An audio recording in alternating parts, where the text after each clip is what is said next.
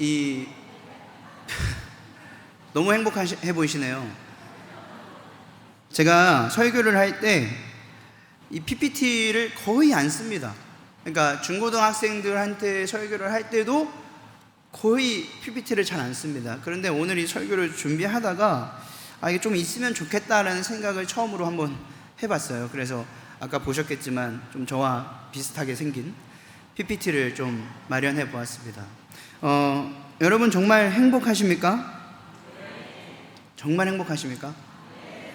이 행복하냐는 질문에 답을 할 수 있다는 것은 참 어렵다고 저는 생각을 합니다. 왜냐하면 행복의 정의를 내려보라고 한다면 많은 의미와 뜻을 이야기할 수 있을 것 같기도 하고, 그리고 또 사람마다 누리는 행복의 정도가 많이 다르기 때문에 누가 어떻게 행복한지 서로 이야기하는 것도 조금은 어려울 뿐더러, 그리고 서로의 행복을 나누었을 때 그 행복을 갖고 서로 공감을 하는 것도 조금은 어렵겠다라는 생각을 했습니다. 행복의 정의를 제가 한번 찾아봤는데요, 이렇게 이야기합니다. 행복하다는 말의 이 사전적인 의미를 보면 생활에서 충분한 만족과 기쁨을 느끼어 흐뭇하다라는 이 사전적인 의미를 갖고 있어요. 그러니까 내가 삶을 살아가면서 아주 충분한 만족감이 나에게 주어지는 것, 그리고 동시에 그로 인한 기쁨도 있어야 하고, 더 나아가서 이 흐뭇하다는 감정까지 들어야 이것이 정말 비로소 행복이라는 단어를 쓰기에 아주 적합하다라고 이야기를 하는 겁니다.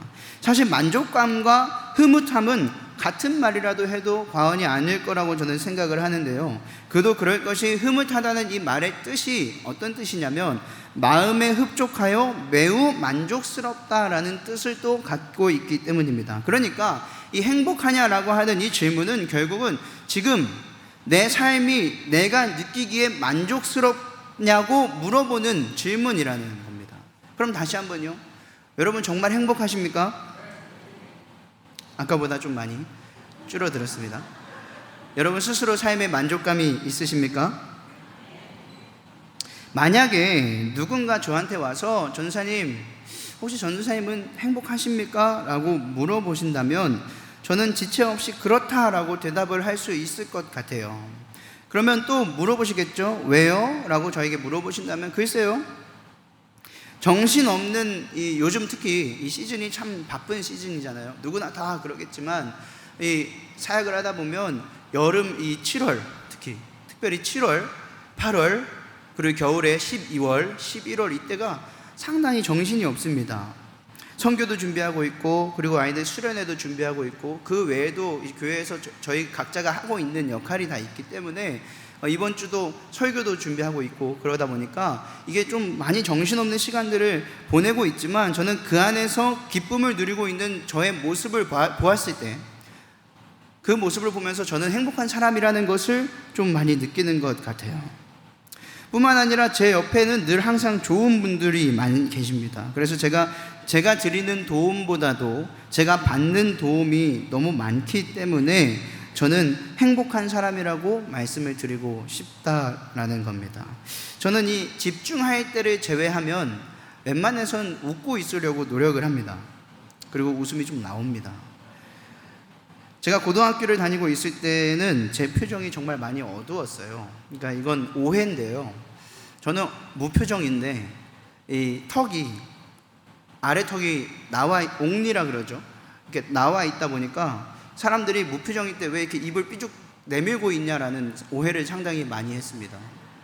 좀 억울하기도 하지만 그렇게 태어난 걸 뭐 어떻게 할 수 있는 방법은 없습니다. 그런데 이 표정이 정말 어두운 것도 사실이었어요. 그러니까 왜 너는 맨날 이렇게 입이 튀어나와 있냐, 왜 이렇게 표정이 어둡냐, 이런 말을 진짜 많이 들었습니다. 저희 엄마한테도 들었고 아버지한테도 들었고, 그러니까 가족마저 그런 얘기를 하니까 다른 사람들이 아무리 저를 잘 아는 사람이라고 할지라도 그 모습은 제가 기분이 나빠 보이는 그런 모습으로 보였을 가능성이 상당히 크지 않았을까 하는 생각을 합니다. 근데 어느 날 제 표정에 변화가 일어나기 시작했습니다. 웃을 일이 아닌데도 웃고 있고, 그리고 왠지 모를 기쁨이 제 안에 몰려와서 늘 웃고 있었던 적도 있었습니다. 가만히 생각을 해보니까 아마 제가 정말 주님을 인격적으로 만난 뒤부터 그랬던 것 같다는 생각이 좀 들어요. 주님이 나와 함께 계시다는 것을 깨달은 후에 저의 표정이 바뀌기 시작했습니다. 물론 매번 그런 것은 아니죠. 저도 힘들고 피곤하고 그리고 무언가에 집중하고 있을 때 또 기분이 나쁠 때도 있을 거죠. 저도 사람이기 때문에 매번 그런 것은 아니겠지만 아마 그때부터 저는 제 스스로가 행복한 사람이라고 하는 것을 계속 이렇게 되뇌었던 것 같아요. 나는 행복한 사람이야. 나는 행복한 사람이야. 나는 행복한 사람이야. 제가 왜 그렇게 되었는지 계속 고민해 보면 저는 오늘 우리가 읽었던 우리 이 시편 1편 이 본문이 그 이유를 정확하게 이야기해 주고 있다고 생각합니다. 오늘 우리가 읽었던 이 시편 1편은 정말 복 있는 사람은 어떤 사람인지를 확실하게 알려주고 있는데 과연 어떤 사람들이 복 있는 사람들인지 저는 이 시간 함께 좀 알아보는 시간이 되었으면 좋겠습니다. 제가 서론에서 이렇게 행복에 대한 질문을 여러분들께 드린 이유가 있어요. 그것은 뭐냐면 오늘 우리가 읽었던 시편 1편 1절에서 복 있는 사람에 대해 언급을 하면서 이 복 있는 사람이 갖고 있는 진짜 뜻이 하나 있는데 한번 우리 시편 1편 1절을 다 같이 읽어볼까요? 시작! 복 있는 사람은 악인들의 꾀를 따르지 아니하며 죄인들의 길에 서지 아니하며 오만한 자들의 자리에 앉지 아니하고. 여기서 말하고 있는 이 복 있는 사람은 이라는 뜻이 원어로 해석을 해보니까 해피니스, 행복한 사람을 뜻하고 있다는 말입니다. 진짜 시편 기자가 쓰고 싶었던, 의도하고 싶었던 그 말은 행복한 사람에 대해서 설명하기 위해서 오늘 이 시편 1편을 작성하고 있다는 것을 저는 말씀드리고 싶었습니다. 말씀만 보면 그냥 이 시편 1편은 복 있는 사람들이 어떠한 사람들인가를 이야기하는 것 같지만 사실 이 복 있는 사람이라는 단어 안에 우리가 초점을 맞춰야 될 것은 그냥 복된 사람을 이야기한다고 있다기보다 진짜 행복한 사람, 정말 행복한 사람, 하나님 안에서 진짜 행복을 누리고 있는 사람에 대해서 언급하고 있단 말입니다. 그러니까 지금 시편 기자가 이 시를 작성하면서 가장 먼저 행복한 사람에 대해서 언급을 하고 있는 것은 정말 행복한 사람들이 어떤 사람들인가를 상기시켜 주기 위함이라고 저는 이야기 드리고 싶어요. 요즘 세상의 기준에 따르면 저는 행복한 사람이 될 수가 없습니다. 세상에서 힘겹게 버티는 아주 젊은 직장인들, 저와 같은 또래에 있거나 실제로 저의 친구들의 모습을 보자면 그들과 비교를 한다면 저는 그들의 기준에서, 세상의 기준에서는 행복한 사람은 될 수가 없을 것이라고, 그리고 그들 기준에선 저는 정말 모질이고 조금은 멍청한 사람이라고 생각이 될 것 같다는 생각을 했어요. 그 사람들에게는 퇴근 후에 치킨과 시원한 맥주 한 잔이 큰 낙입니다. 친구들과 여행 가는 것이 정말 큰 낙입니다. 돈을 벌 수 있을 때 벌어야 한다고 열심히 일을 하기도 합니다. 그것은 그들의 행복의 기준이기 때문입니다. 그런데 성경이 말하는 진짜 이 행복한 사람들은 그런 사람들이 아니라고 얘기를 하고 있는 겁니다. 오늘 본문이 그걸 이야기하고 있는데, 그러니까 우리가 읽었던 시편 1편을 볼 때 복 있는 사람이 아니라 행복한 사람의 기준에서 우리가 만약 이 본문을 보게 된다면 조금 해석이 달라질 수도 있겠다라는 생각을 했어요. 그래서 오늘 그런 기준에서 성경이 말하는 행복한 사람들의 기준을 살펴보려고 하는데, 첫 번째 이 성경이 말하는 행복한 사람들의 기준은 한번 다 같이 읽어볼까요? 화면을 띄워주시면 읽어보겠습니다.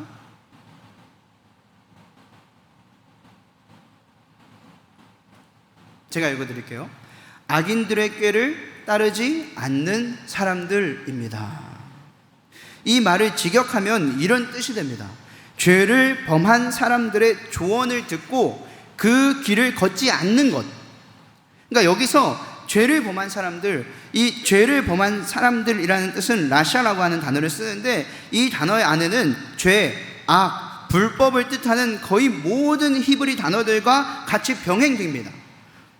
계속 같이 쓰이기 시작합니다. 심지어 이 단어가 쓰이는 사람들이 어떤 사람들이냐면 난폭하고, 그리고 압제적이고, 가난한 사람들을 약탈하고, 하다못해 살인까지도 하려고 하는 사람들. 그런데 가장 중요한 건 뭔지 아십니까? 이 사람들을 성경이 말하길 공동체를 무너뜨리는 사람들, 공동체를 위협하는 것, 위협했다는 것을 의미합니다.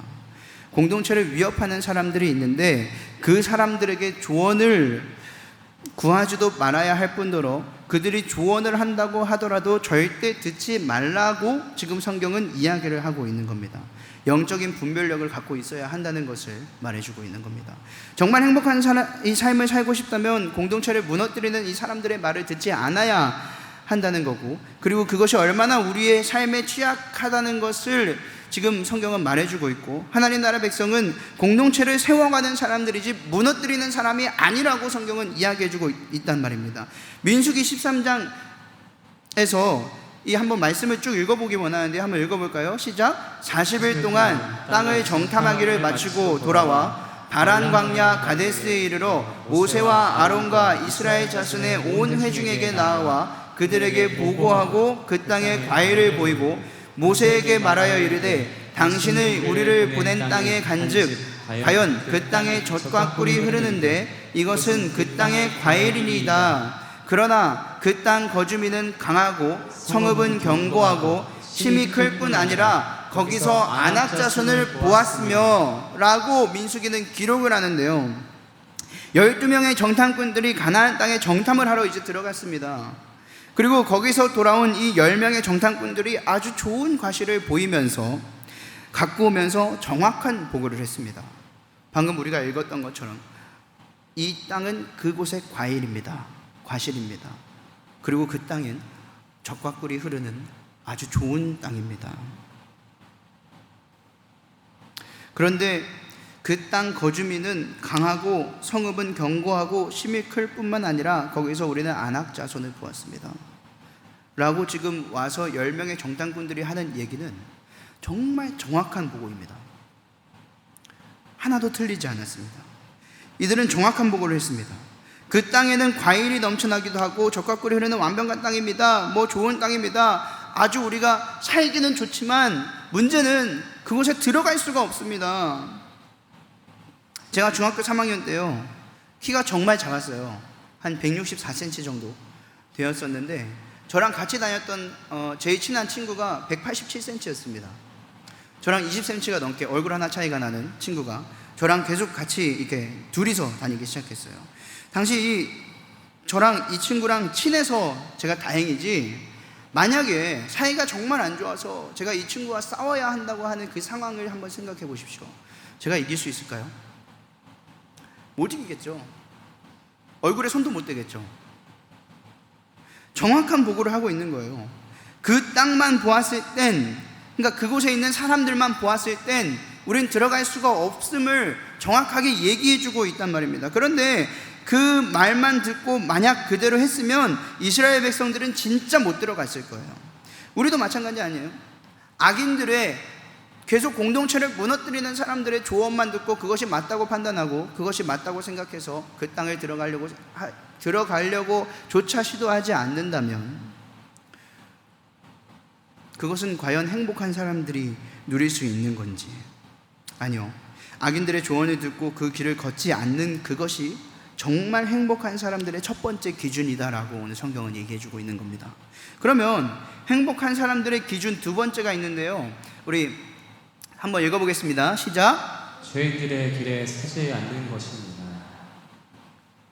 여기서 죄인들이란 단어가 또 어디서 사용되었냐면 창세기 13장 13절에 이렇게 나옵니다. 소돔 사람은 여호와 앞에 악하며 큰 죄인이었더라. 여기서 큰 죄인도 있겠지만 그 전에 여호와 앞에 악하며 라고 하는 이 단어가 정말 중요해요. 오늘 이 죄인들을 소돔 사람들이 여호와 앞에 악하며 지금 여기서 말하고 있는 이 하나님 앞에 악한 사람들, 그러니까 죄인들을 오늘 이 시편, 이 창세기에서 쓰여졌던 이 여호와 앞에 악했다라고 하는 사람들을 우리가 읽었던 시편을 쓴 그 기자가 똑같이 언급하고 있는 겁니다. 그러니까 죄인들의 길이라는 것은 여호와 앞에 악한 사람들이 걸어가는 그 길을 뜻하고 있는 거란 말입니다. 서지 않는다는 이 단어의 뜻을 보니까 서 있다, 위치하다, 머무르다 라는 뜻을 의미하는데, 한마디로 이야기하면 여호와 앞에 악한 사람들이 걸어가는 그 길에 더 이상 머물러 있지 말라는 이야기를 지금 하고 있는 겁니다. 보통 우리가 머물러 있다는 뜻을 이야기할 때 도중에 일시적으로 멈추거나 더 나아가지 못하고 일정한 수준이나 범위에 멈추었다는 뜻으로 이야기를 하지만 보다 더욱 발전해야 하는데 발전하지 못하고 그 자리에 서서 여호와 앞에 악을 행한 사람들의 이야기를 듣고만 있고 그곳에 머물러서 그들과 같은 행동을 하고 그리고 그들과 같은 이야기를 하고 있다라고 얘기하는 거죠. 여호와 앞에 악을 행한 사람들의 이야기를 듣고 그곳에 머물러 있지 말라는 이야기를 오늘 하고 있는 겁니다. 중고등부 학생들의 대상으로 사역을 하다 보면 이 가끔 오해가 좀 많이 생깁니다. 어떤 사람들은요, 제가 우리 중고등학생들 이 아이들의 신앙을 책임지는 사람이라고 생각을 해요. 근데 저는 여러분 아이들의 신앙을 책임지는 사람이 아니에요. 어느 부분에서는 제가 이 아이들의 신앙을 책임져야 되는 부분도 있겠죠. 그리고 이 아이들이 신앙생활을 잘 할 수 있도록 책임을 져야 하는 경우도 생기겠지만 분명한 것은 저는 아이들이 직접 신앙생활을 잘 해 나갈 수 있도록 돕는 사람입니다. 그러니까 제가 이 아이들의 신앙을 책임질 수가 없다고 저는 얘기를 하고 싶어요. 그리고 그 길을 잡아주고 옆에서 많은 도와주는 역할을 하는 사람이 저와 그리고 우리 교사들입니다. 그러면 아이들의 신앙은 누가 책임질 수 있을까요? 본인이 스스로 책임져야죠. 본인이 스스로 책임져야죠. 그리고 각자의 모든 선택은 각자의 선택입니다. 저를 포함한 부모님들, 교사 선생님들은 그냥 이 아이들이 바르게 신앙생활을 할 수 있도록 옆에서 붙잡아주는 역할을 할 수 있는 것밖에 없습니다. 그리고 사랑해주는 것, 그리고 이 모든 역할을 할 때는 분명히 얘기해야 되는 것, 네가 선택해야 된다. 저는 늘 이렇게 얘기해요. 신앙에 관련하여 어떤 선택에 대한 결정을 할 때에는 선택은 너의 몫이다. 이것은 너의 신앙이기 때문에 우리가 책임져 줄 수 있는 것이 아니다. 그렇지만 전도사님과 옆에 있는 선생님들이 끝까지 정말 네가 포기하지 않을 수 있도록 옆에서 함께 도와줄게. 그러면서 우리는 성경적으로 이 아이가 바르게 클 수 있도록 신앙 교육을 합니다. 그럼 이 아이는 스스로 결단하기 시작합니다. 그리고 자신의 신앙의 발전을 위해서 직접 본인이 그 길을 선택하고 그리고 자신의 삶을 책임지는 아이들이 되기 시작합니다. 결코 죄인들의 길에 서서 머물러 있지 않고 스스로의 발전을 위해서, 신앙의 발전을 위해서 앞으로 나아가고자 노력합니다. 저는 우리 아이들을 그렇게 교육을 하고 있습니다. 최대한 많은 신앙의 경험과 기회를 누릴 수 있도록 교육을 합니다. 가장 중요한 것은 그 누구나 결코 하나님 앞에 악을 행한 사람들의 길에 그들이 머물러 있지 않게 옆에서 길잡이의 역할을 해주면서 그리고 우리 또한 그 길에 머물러 있지 않을 수 있도록 최대한 노력하는 것, 그리고 이것이 행복한 사람의 기준이라는 것을 성경은 이야기해주고 있단 말입니다. 그러면 행복한 사람들의 기준 세 번째가 또 있는데요. 이것은 뭐냐면 오만한 자리에 앉지 아니하는 것을 이야기합니다. 그러니까 여기서 말하는 오만한 자리에 앉아있는 자들은 교만에서 떠나지 못하는 자들을 의미하는데, 오늘 이곳에 계신 성령님이라는 혹시 이 찬양을 아시나요? 이 찬양의 가사 중에 이런 내용이 있습니다. 주님보다 앞서지 않고 겸손하게 주님의 말씀 기다리리. 이 가사를 보면서 느끼는 게 하나 있어요. 그것은 뭐냐면 그 어떤 것보다도 주님보다 내가 만약 앞서고 있다면, 그러니까 그 어떤 것보다도 내가 주님보다 앞서는 것, 주님의 말씀을 기다리지 못하고 앞서려고 하는 모든 것들이 다 교만이구나. 하나님 아직 말씀하지 않으셨는데 내가 그것은 하나님의 음성인 것처럼, 하나님의 기도의 응답인 것처럼 착각하고 내 스스로 먼저 움직이고 있는 그런 행동들이 다 교만이구나. 내 생각이 맞다고 판단되어서 그대로 행동하는 것들, 사실은 내 생각이 아무리 맞다고 판단이 되어도 하나님의 음성이 들릴 때까지, 하나님께서 우리에게 그 마음을 주실 때까지 하나님의 뜻을 구해야 하는데, 그게 아니라 내 생각이 곧 기도 응답이라고 생각하는 경우가 상당히 많이 있습니다. 예를 들면 실제로 젊은 청년들 사이에서 이런 일들이 일어나는 것도 사실입니다. 누군가를 사랑했을 때 일어나는 일들인데요. 예를 들면 어떤 남학생이 어떤 여학생을 너무 사랑했어요. 서로 사랑하는 게 아니고 남학생이 여학생을 너무 사랑하고 마음에 품고 있었고 흠모했습니다. 그래서 이 여학생에게 가서 고백을 했습니다. 나랑 만나보지 않을래? 근데 이 여학생이 거절을 합니다. 그러면 여기서 멈춰야 하는데, 그런데 이 남학생은 거기서 포기하지 않고 이렇게 이야기했습니다. 내가 기도해 봤는데 하나님께서 나에게 너와의 만남을 허락하셨다. 참 위험하죠. 여러분, 이건 하나님의 음성일까요? 저는 이런 이야기를 들을 때마다 좀 그런 생각이 들어요. 정말 이 남학생에게 하나님이 말씀하신 게 사실이라면 하나님은 똑같이 동일하게 이 여학생에게도 말씀해 주셔야 된다고 저는 생각을 합니다. 이것은 지극히 개인적인 생각이 기도에 개입이 되었기 때문에 나타나는 현상들입니다. 내가 이 친구와 만나고 싶은 마음을 온전히 하나님 앞에 내어드리고 기도하는 것이 아니라 나의 마음이 더욱 앞서가서 마치 하나님이 나에게 말씀하시는 것처럼 느껴지는 그런 현상들이 생기기 시작한다는 겁니다. 그러니까 이러한 생각을 저는 교만이라고 얘기를 하고 싶어요. 정말 하나님의 뜻이 아닌데 나의 욕심이 더욱 앞서서 기도할 때도 이미 답을 스스로 정해놓고 그리고 기도하는 사람들, 그리고 그게 멋있고 당연하고 하나님의 음성을 듣는 것이라고 생각을 하면서 교만의 자리에서 나오지 못하고 그게 맞다고 생각하는 많은 사람들, 이런 사람들과는 다르게 정말 하나님의 뜻을 구하고 내 생각이 아무리 옳다는 생각이 들어도 절대 함부로 판단하지 않는 그런 사람들, 그래서 하나님의 뜻대로 행하는 그런 사람들이 성경이 말하는 진짜 행복한 사람이다라고 이야기해 주고 있단 말입니다. 제가 이제 선교나 행정 이런 여러 가지 일들을 하면서 교회에서 만약 어떤 문제가 발생했을 때 제가 담임 목사님이 계신데 제 스스로 그것을 판단하고 제 스스로 그것을 결정해서 어떤 일이든 다 결정을 한다고 한번 생각을 해보십시오. 그러면 큰일 납니다.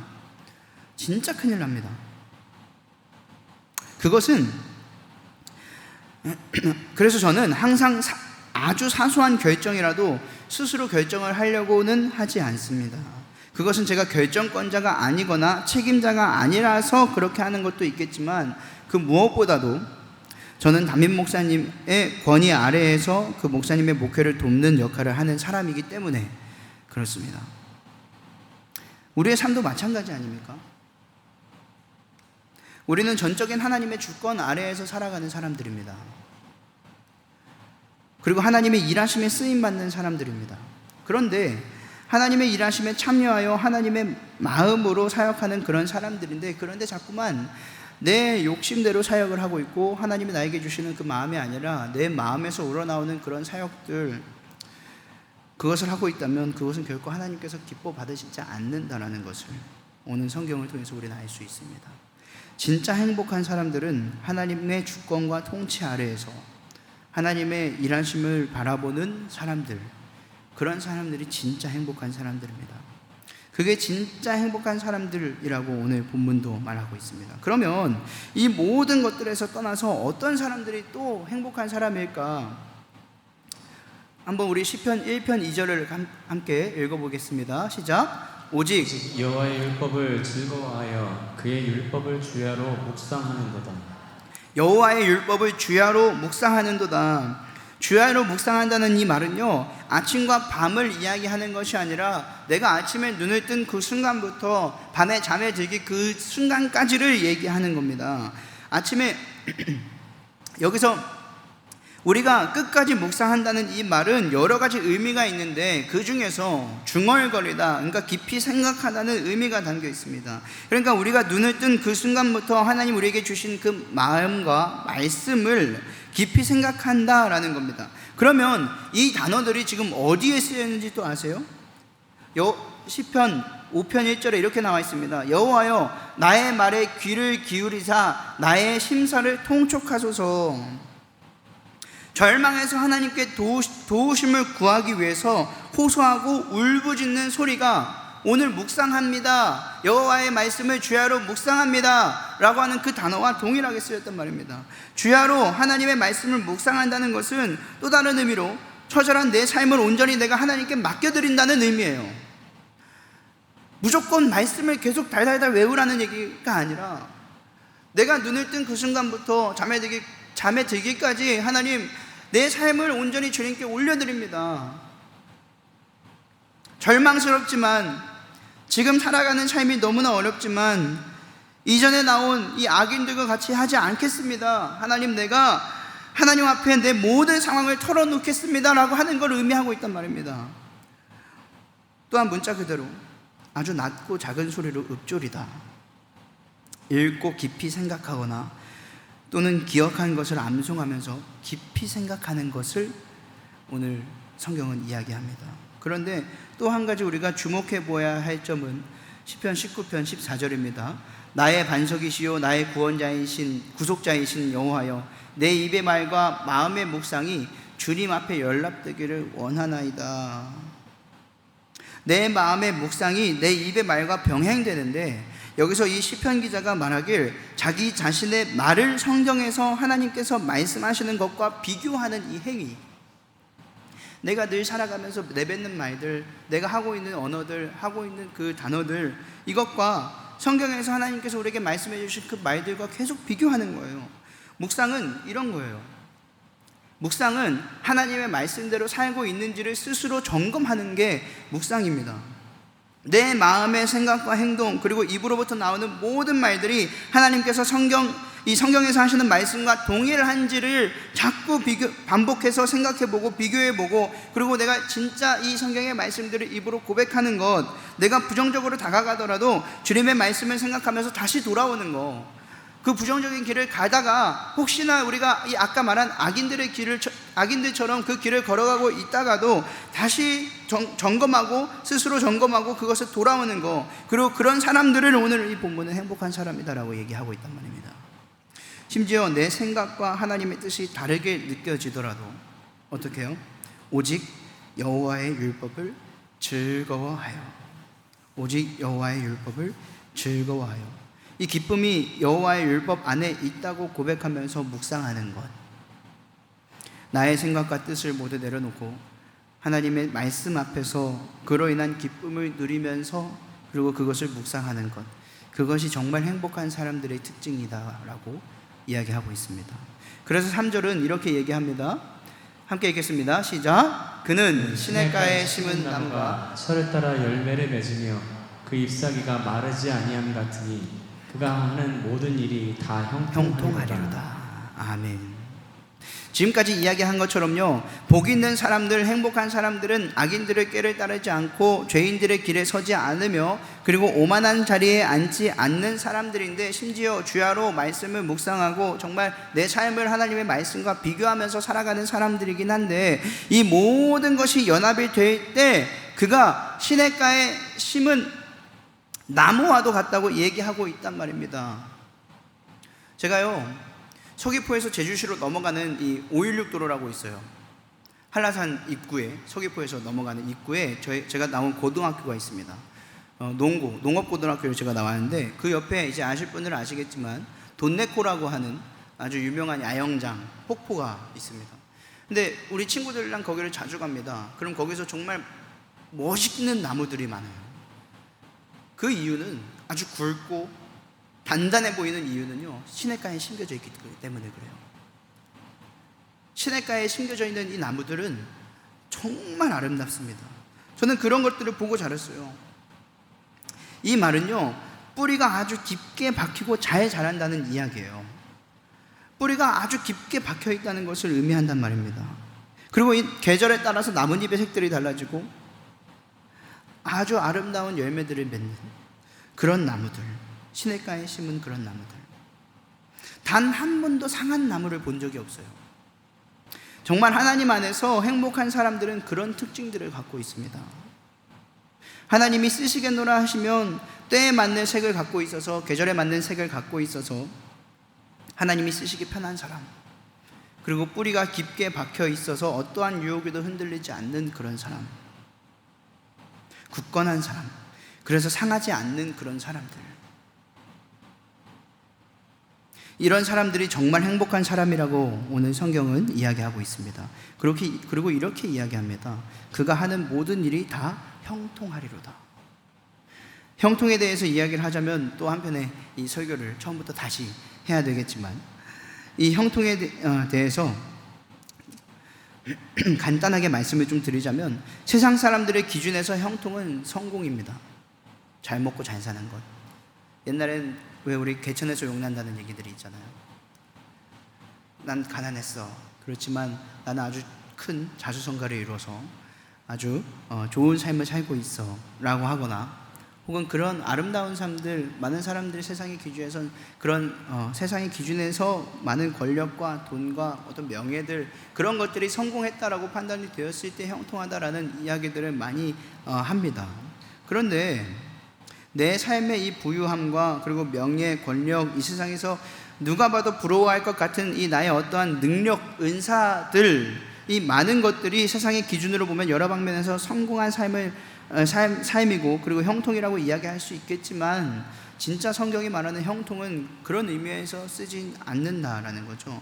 성경은 단 한 번도 그런 세상의 기준인 성공과 형통을 같이 이야기하지 않습니다. 그러니까 성공한 사람들을 보고 성경은 형통한 삶을 살았다라고 이야기하지 않는다는 말입니다. 하나님께서 우리에게 말씀하시는 이 형통은 얼마나 성공했느냐가 아니라 어떻게 하나님 앞에 쓰임받고 있는지를 이야기하고 있는 겁니다. 비록 요셉은 감옥에 갇혀 있었지만 하나님은 그에게 형통하다라고 하셨습니다. 요셉이 감옥에 갇혀 있는데 어떻게 형통합니까? 요셉이 억울한 누명을 쓰고 그것도 감옥에 갇혀 있는데 어떻게 그가 형통한 사람입니까? 그러나 요셉이 지금 감옥에 갇혀 있는 이 상황은요, 하나님께서 이스라엘을 구원하기 시작하시는 그 길 안에 지금 있는 겁니다. 하나님은 그걸 보시면서 말씀하시는 거예요. 내가 계획한 그 안에, 내 계획 안에 있는 많은 사람들, 쓰임받고 있는 사람들, 그 사람들은 다 형통한 삶을 살고 있는 거야. 그런 사람들이 진짜 형통한 거야. 하나님이 쓰시고 계시다면 그는 누가 되었든 형통한 삶을 살고 있다는 것을 말하고 있습니다. 오늘 본문에서 반복해서 이야기하는 것이 이겁니다. 우리가 어떤 상황이든 어떤 환경이든 중요하지 않아요. 내가 그 환경과 상황을 이겨내고 스스로 하나님 앞에 나아가는 그 과정, 그 안에서 하나님 앞에 쓰임받는 그 과정, 그 과정을 겪고 있는 모든 사람을 성경은 행복한 사람이라고 이야기해주고 있는 겁니다. 그리고 복 있는 사람이다라고 말하고 있습니다. 무엇보다 오늘 6절은 이렇게 이야기했습니다. 무릇 악인들의 길은 여호와께서 인정하시나 의인들의 길은 여호와께서 인정하시나 악인들의 길은 망하리로다. 정말 주 안에서 행복을 누리는 사람들, 분명히 하나님께서 그가 걸어가는 모든 길을 인정하시리라 저는 믿습니다. 결론적으로 진짜 하나님을 아느냐 알지 못하느냐를 말해주고 있는 사실입니다. 제가 오늘 말씀의 이 제목을요, 아까 당신은 행복하십니까? 라고 좀 지었다고 말씀을 드렸습니다. 이 당신은 행복하십니까? 라고 하는 이 문장을 되게 많이 들어보시지 않았나요? 우리 교회에서 쓰고 있는 교재의 제목입니다. 유기성 목사님이 쓰신 양육 교재의 제목입니다. 그런데 그곳에 제가 보니까 제 1장 그 전에 서론 뭐라 그러죠? 목사님이 코멘트를 이렇게 하나씩 남기시는데 거기 이렇게 써져 있더라고요. 왜 그토록 갈망하는 행복한 삶을 사람들은 누리지 못할까요? 왜 그토록 갈망하는 행복한 삶을 사람들은 누리지 못할까요? 그런데 그러고선 그 밑에 이렇게 써져 있습니다. 그 이유는 하나님을 알지 못하기 때문입니다. 하나님을 알지 못하기 때문입니다. 이 문장 안에 답이 있어요. 진짜 행복하다고 느끼지 못하는 사람들은 하나님을 알지 못한다는 그 이유 하나입니다. 제가요, 오늘 이 설교를 준비하면서 그러면 도대체 이 성경은 왜 이 성경을 편집하면서 많은 사람들이 시편의 가장 앞에 이 시작되는 그 부분에 이 1편의 내용에 이것을 1편으로 지정했을까? 복 있는 사람에 대해서, 행복한 사람에 대해서 왜 하필이면 가장 먼저 이야기를 했을까 좀 많이 고민을 해봤어요. 그런데 아무리 생각해도 저에게 묵상이 되어지는 것 딱 하나가 있습니다. 그건 뭔지 아십니까? 우리가 오늘 읽었던 이 시편 1편 그리고 그 뒤에 이어지는 약 150개의 시편들, 그 모든 이야기들, 그리고 여러 명의 시편 기자들이 다 오늘 본문과 같이 행복한 사람들이라는 걸 얘기해 주고 있는 것 같아요. 다들 절망 속에서 시를 썼지만 다윗도 그랬고, 그리고 고라 자손도 그랬고요. 많은 사람들이 절망 속에서 시를 썼지만 그들은 다 행복한 사람들이었습니다. 왜요? 하나님을 정말 알았기 때문이에요. 저는 오늘 시편 1편이 가장 이 시편의 맨 앞에 있는 이유가 이거라고 생각을 해요. 앞으로 나올 이 시편에 나오는 많은 사람들이 있을 건데 그 사람들은 다 오늘 말씀처럼 행복한 사람들이다. 단 한 사람도 악인들의 길을 따르지 않았다. 단 한 명도 그 길을 걸어가지 않았다. 그 어려움 속에서도, 그 절망 속에서도 결국은 하나님을 찬양하고 하나님의 이름을 높여드렸던 그런 사람들의 이야기이기 때문입니다. 사랑하는 성도 여러분, 저는 오늘 본문을 통해서 다시 한번 제가 느끼는 것이 있다면, 하나님께서 우리와 함께 하실 때 우리는 그 누구보다도 행복한 삶을 살 수 있다라는 것입니다. 그런데 하나님은 이미 우리에게 예수 그리스도를 보내주셨습니다. 그리고 그분을 통해 우리의 모든 죄를 사해 주셨고, 피 흘려 죽으심으로 말미암아 우리의 모든 죄를 사해 주셨고, 그리고 부활하심으로 우리에게 보내주신 그 보혜사 성령으로 말미암아 우리가 하나님과 동행할 수 있도록 해주셨습니다. 그런데 우리는 우리에게 보여주신 그 행복을 스스로 등지고 살아갑니다. 구약의 많은 이스라엘 백성들이 그랬습니다. 그래서 하나님은 행복한 삶을 직접 살아내시는 예수 그리스도, 그분을 우리에게 보내주셨습니다. 그리고 직접 보여주셨습니다. 행복한 삶이란 이런 삶이야. 그래서 이런 삶이 행복한 거라고 말씀하시는 그 하나님의 음성을, 그리고 그 하나님을 우리는 직접 보았습니다. 진짜 행복은 하나님의 사랑으로 움직이는 사람들입니다. 다른 거 다 필요 없고 하나님이 우리를 창조하신 목적대로 살아가야 돼. 그것이 진짜 행복한 사람들이야 라고 오늘 성경은 우리에게 그렇게 이야기하고 있습니다. 그러면 우리 다시 한번 우리 옆에 분들과 이렇게 한번 인사해 보시겠습니까? 당신은 행복하십니까?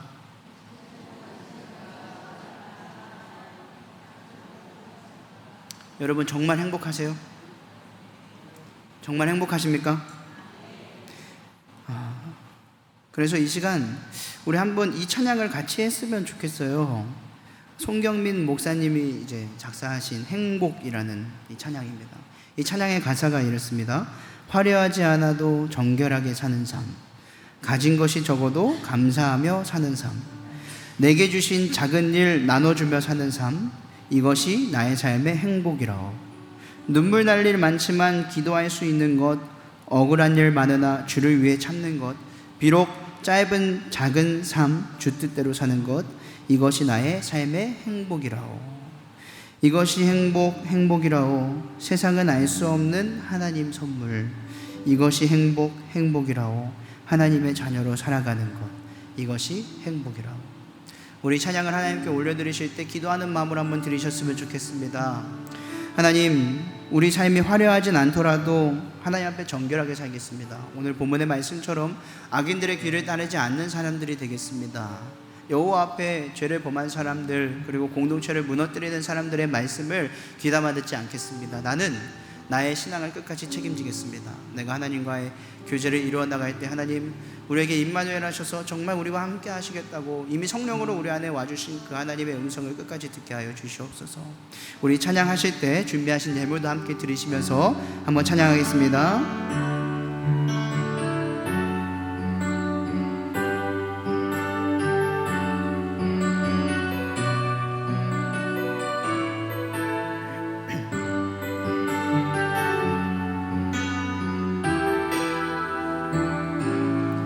함께 고백합니다. 화려하지 않아도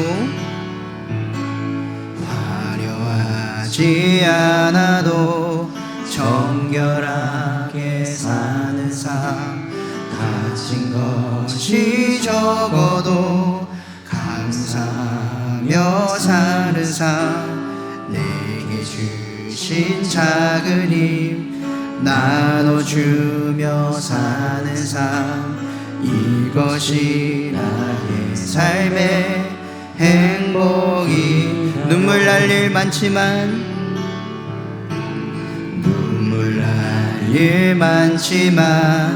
기도할 수 있는 것 억울한 일 많으나 주를 위해 참는 것 비록 짧은 작은 삶 주 뜻대로 사는 것 이것이 나의 삶의 행복이라오 이것이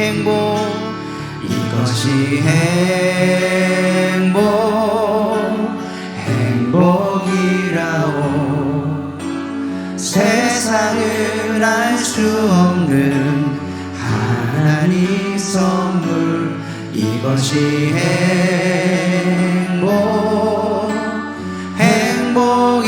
행복이라오 하나님의 자녀로 살아가는 것 이것이 우리 다시 한번 고백합니다. 이것이 행복이라오 이것이